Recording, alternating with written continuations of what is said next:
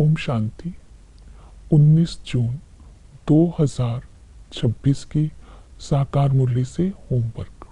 आज की मुरली से फ्लो चार्ट को सामने देखते किसी भी एक पॉइंट का मनन चिंतन करते आत्मा का दर्शन करेंगे कि मैं आत्मा कितना फ्लोलेस डायमंड बनी हूँ जो कि भविष्य राज्याधिकारी बन जाऊं। तो आज हम लक्ष्य भी यही लेते हैं, माता पिता के तख्त नशीन बनने के लिए संपूर्ण पावन बनने का पुरुषार्थ करना है।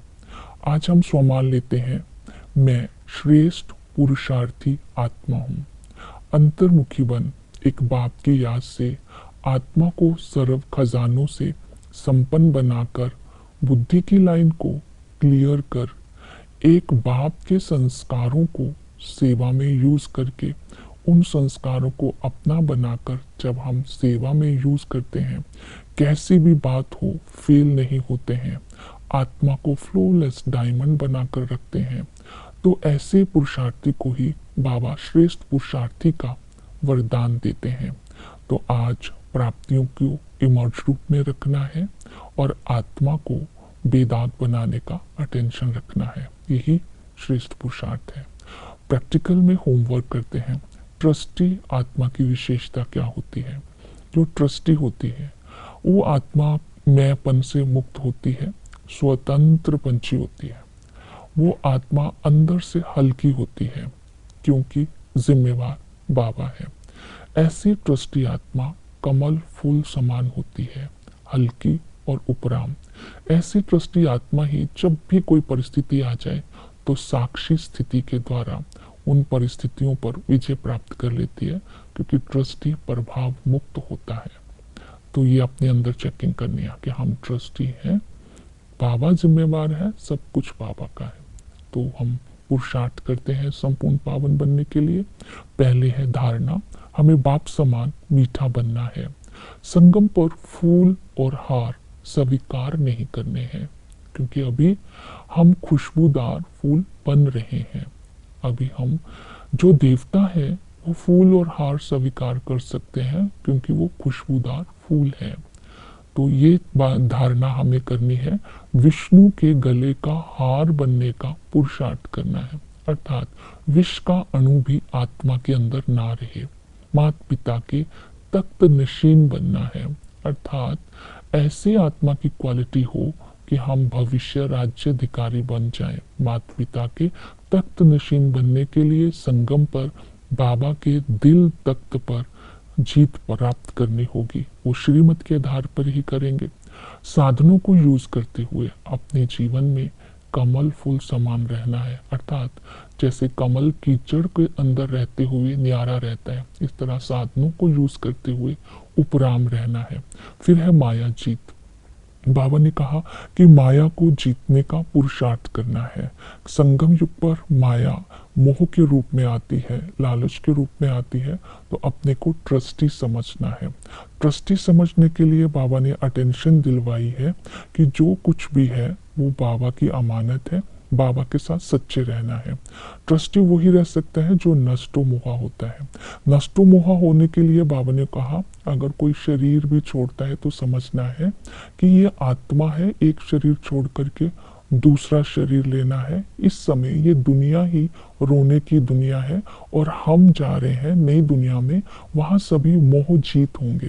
अर्थात अभी हमें इस संगम पर मोह को जीतना है, शरीर का भान नहीं रखना है, देही अभिमानी बनना है और ज्ञान को इमर्ज रूप में रखना है।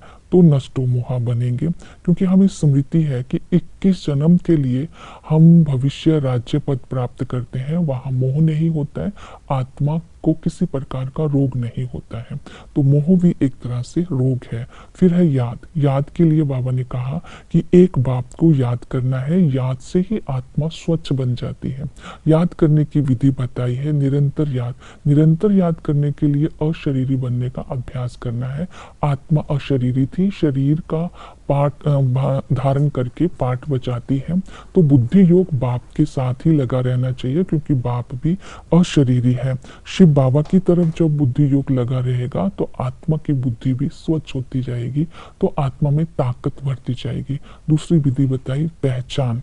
आत्मा निर्लेप नहीं है, आत्मा के अंदर 84 जन्मों का पाठ भरा हुआ है। आत्मा शरीर का धारण करके पाठ बचाती है। आत्मा परम धाम निवासी है। आत्मा ही पूज्य और पुजारी बनती है, परमात्मा नहीं बनती है। आत्मा ही इन कर्म इंद्रियों से कर्म करती है, आत्मा ही ज्ञान की धारणा करती है। परमात्मा है वो ना पूज्य है ना पुजारी है, पुनर्जन्म रहित है। परमात्मा शिव का नाम शिव है, वो निराकार है, ज्योति बिंदु है और सुख दुख से निर्लेप है।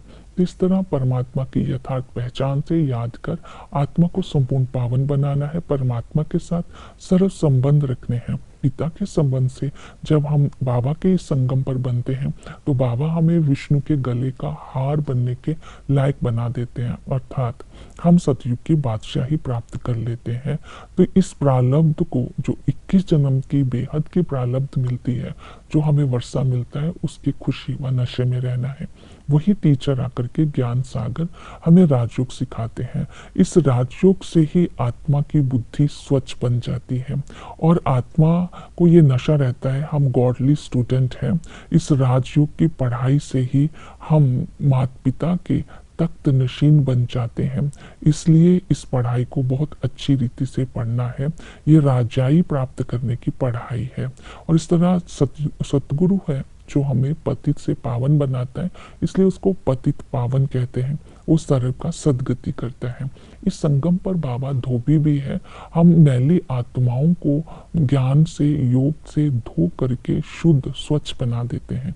चक्र को बुद्धि में रखने से माया पर विजय प्राप्त कर सकते हैं। कि आदि में ये न्यू वर्ल्ड था, वहां पर हम नॉलेज की प्रारब्ध लेते थे, वहां बहुत थोड़े मनुष्य होते थे, हर आत्मा देवता कहलाती थी, क्योंकि आत्मा और शरीर दोनों ही सत्व प्रधान होते थे। वहां एवर प्योर होते थे, आत्मा और शरीर निरोगी होती है, और वहां जो भी आत्मा होती है उसको देवता बोलते हैं। तो वहाँ हर आत्मा सत्व प्रधान है। जैसे ही मध्य में आते हैं तो निरोगी से आत्मा रोगी बन जाती है, 5 विकार आ जाते हैं, पत्थर बुद्धि हो जाते हैं, पुजारी बन जाते हैं, तमो प्रधान हो जाते हैं, उतरती कला हो जाती है। तो अंत में बाबा संगम पर आकर के हमें अपना बताते हैं। ये संगम की घड़ी का कांटा है जिससे हमारी चढ़ती कला शुरू हो जाती है। और बाबा ड्रामा का राज बताते हैं कि इस ड्रामा के राज को समझते हुए हमें भी सहयोगी बन करके सहज योगी बनते जाना है, क्योंकि इस सारे ज्ञान को हम आत्माएं सिकिलदे बच्चे ही ज्ञान को प्राप्त करके भविष्य उच्च पद के अधिकारी बनते हैं। सेवा में बिजी रहना है, सर्विसेबल बच्चा बन करके बाबा के दिल पर तख्त पर चढ़ना है और माता पिता के तख्त नशीन बनना है। सेवा भी यही करनी है। आत्मा परमात्मा और ड्रामा का राज सबको बताना है। ये ज्ञान देने वाला श्री कृष्ण नहीं है, वो इस ज्ञान से स्वराज्य अधिकारी विश्व राज्य अधिकारी बनते हैं। गीता ज्ञानदाता केवल एक शिव बाबा है। ओम शांति।